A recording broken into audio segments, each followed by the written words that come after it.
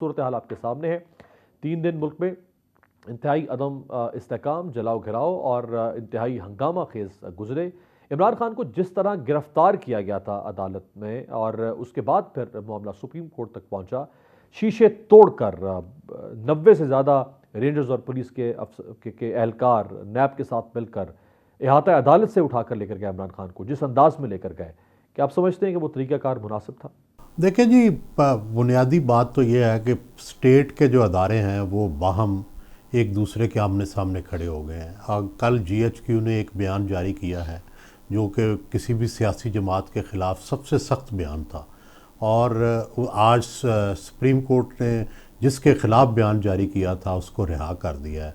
तो इससे हम अंदाज़ा लगा सकते हैं कि सुप्रीम कोर्ट के जो रियासत के 2 अदारे हैं वो एक दूसरे के आमने सामने खड़े हो गए हैं और एक दूसरे के जिसको वो सपोर्ट कर रहे हैं उसकी वो मुखालफत कर रहे हैं।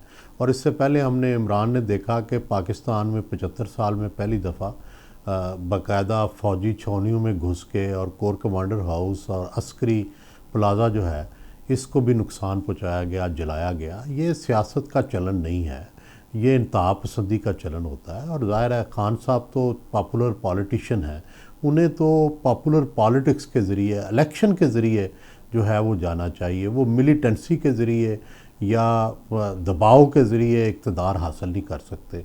तो मेरा ख़्याल है उनके कारकुनों से और उनसे गलती हुई है और उसके लिए यही तरीका है। तीसरी दुनिया में यहाँ सिर्फ पॉपुलैरिटी काम नहीं करती, यहाँ पे आपको कबूलियत की भी ज़रूरत होती है, अदारों की भी स्टैंप की ज़रूरत होती है।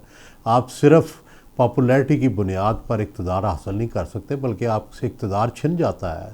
नवाज़ शरीफ से छिन गया, भुट्टो से छिन गया, इमरान खान से छिन गया। आपने देखा कि इक़्तिदार अगर इस्टेब्लिशमेंट साथ ना रहे तो आपके साथ इक़्तिदार नहीं रहता। तो इसलिए अमीर अब्बास साहब, मेरी यही राय है कि जो तहरीक इंसाफ है ये अपनी पॉलिसी पे नज़रसानी करे, सिर्फ पॉपुलर पॉलिटिक्स करे, इस्टेब्लिशमेंट के साथ कोई राह उस्तवार करे।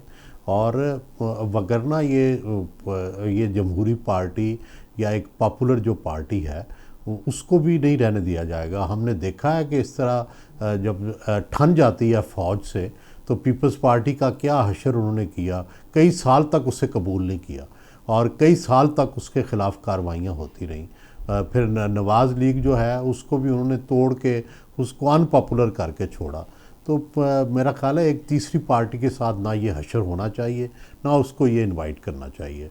और ये ठीक है कि फ़ौज के लिए भी ये चैलेंज होगा कि एक पॉपुलर पार्टी से फिर मज़ीद लड़ना पड़ गया, लेकिन ये है कि फ़ौज के पास ताकत होती है, उनके पास कमांड होती है, वो तो कर सकते हैं, वो मैनेज कर सकते हैं, वो नुकसान भी बर्दाश्त कर सकते हैं।